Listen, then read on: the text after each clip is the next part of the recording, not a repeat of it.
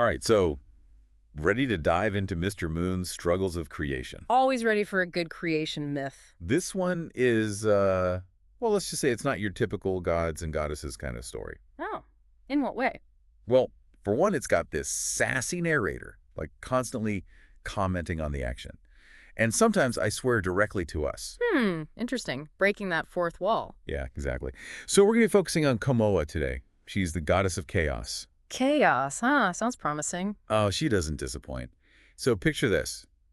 She's trapped in a bubble of all things for like 26 celestial years. A bubble? That's a new one. What kind of bubble can hold a goddess? Right. No, seriously. It's never really explained, but it's, well, you got to suspend some disbelief with this one. Part of the fun, right? Totally. Anyway, so to break out, she creates this weapon, Nielo Khan. But here's the thing.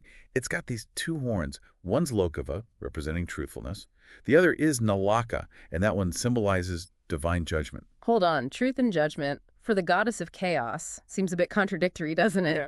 Right. It's like, is she all about chaos, or does she have a secret yearning for order? Perhaps it's a bit of both. Chaos often arises from the clash between opposing forces. Ooh, good point. So you can imagine the escape scene is pretty dramatic.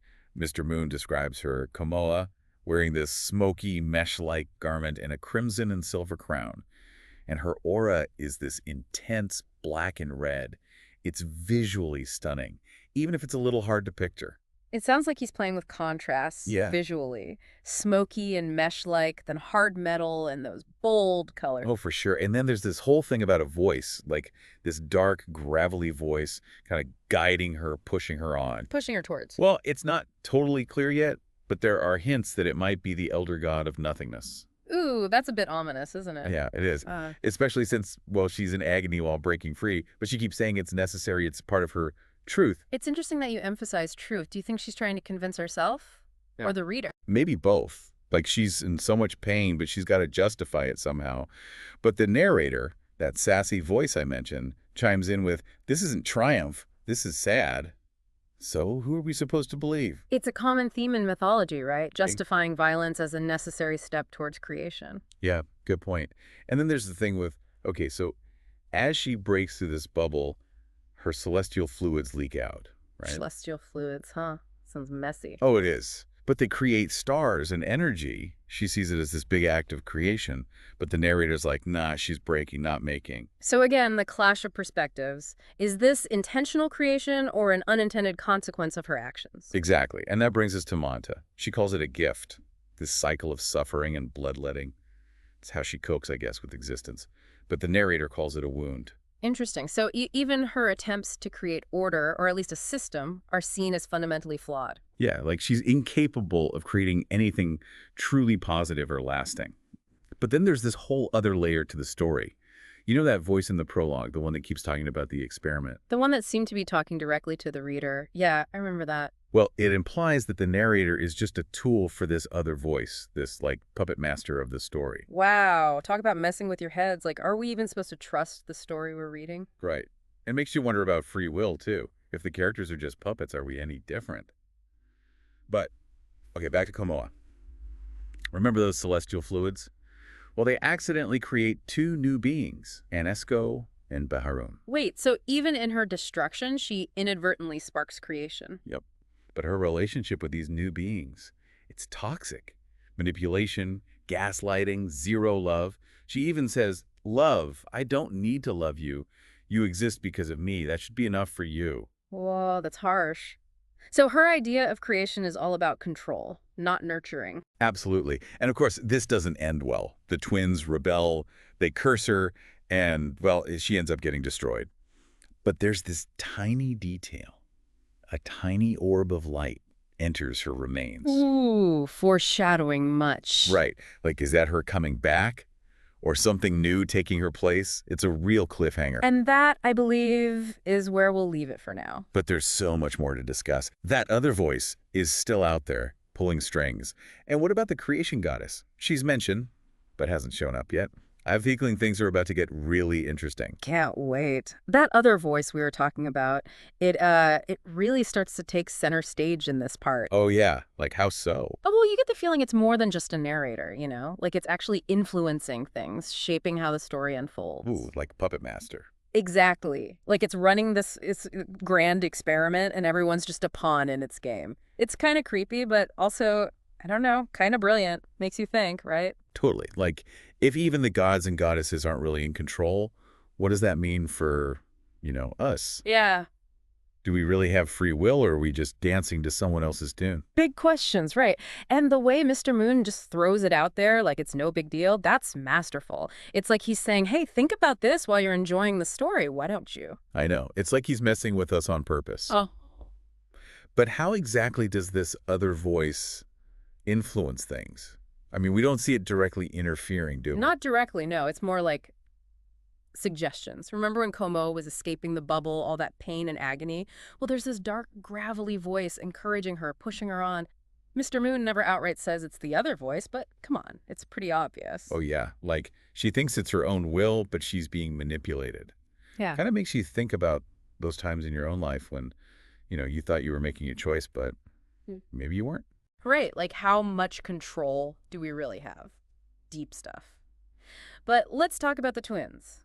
Anasko and Beharun, remember?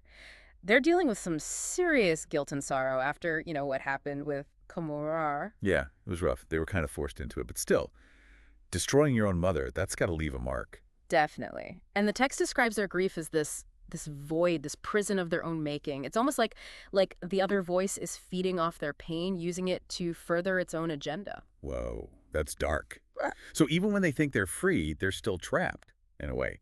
Except this time, it's their own emotions that are holding them captive. It's like layers upon layers of manipulation. Exactly. And it gets you thinking about how power works in this universe, right? Yeah. Komoa is gone, but this other voice is still around pulling the strings. Makes you wonder who's really in charge. Yeah, like, is true freedom even possible in this world?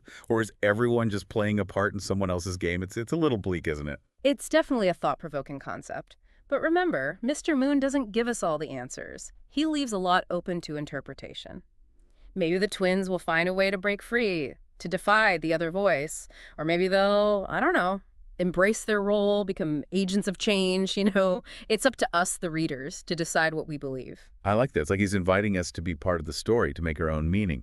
But, okay, we've talked about the other voice, the twins, but what about the creation goddess? She's mentioned, right? But she's kind of just missing. Ah, yes, the absent goddess. A common trope in creation myths, wouldn't you say? The creator disappears, leaving their creation to fend for itself. Yeah.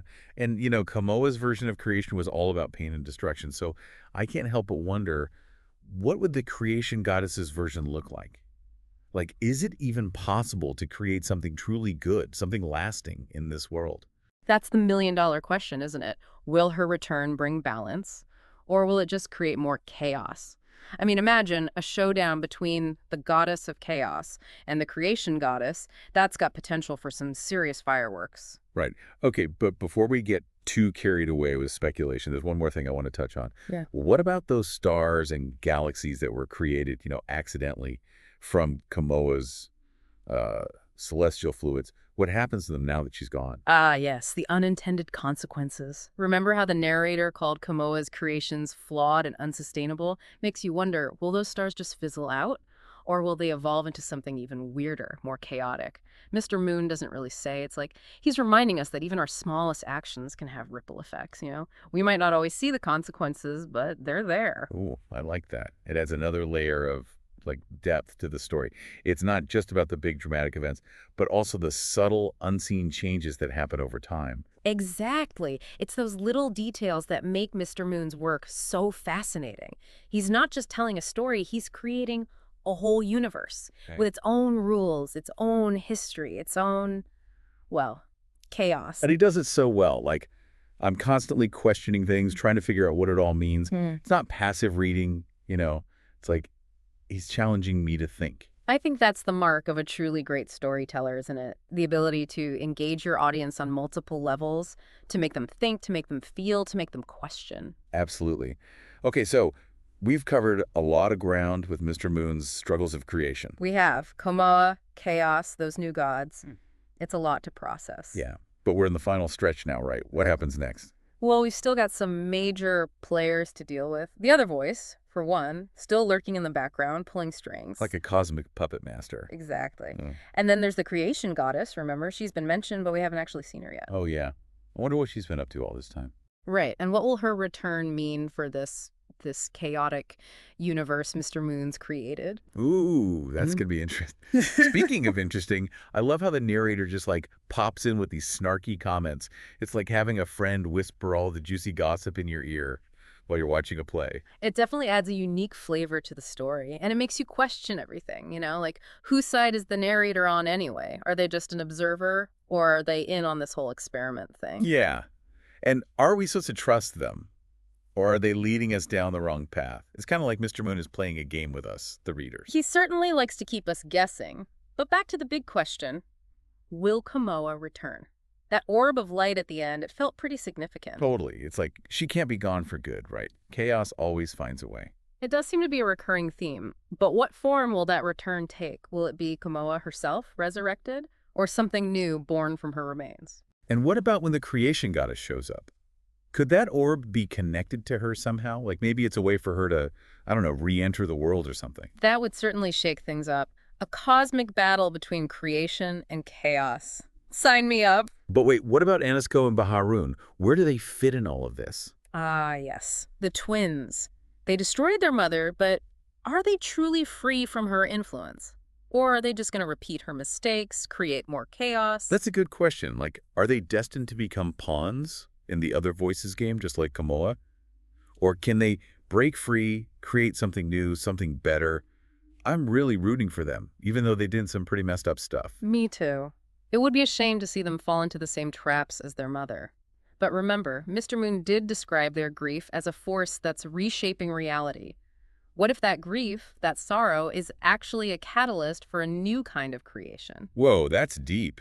Like even their pain can be transformative. Exactly. It's like Mr. Moon is saying that even in the darkest moments, there's potential for growth, for change, and that even destruction can lead to something beautiful. I love that. It's like a glimmer of hope in all this chaos. Exactly. And I think that's ultimately what this story is about, the struggle to find meaning, to create something good, even in the face of overwhelming chaos. It's a reminder that we all have that potential, that capacity for both creation and destruction. It's up to us to choose which path we follow. Wow, that's pretty profound. So after all this, what do you hope listeners take away from Struggles of Creation? I hope they come away with a sense of wonder, a curiosity about the world, about the forces that shape our lives, both seen and unseen. And maybe, just maybe, a little more faith in their own ability to create something good, something meaningful, even in the midst of chaos. Beautifully said. Well, this has been an incredible deep dive.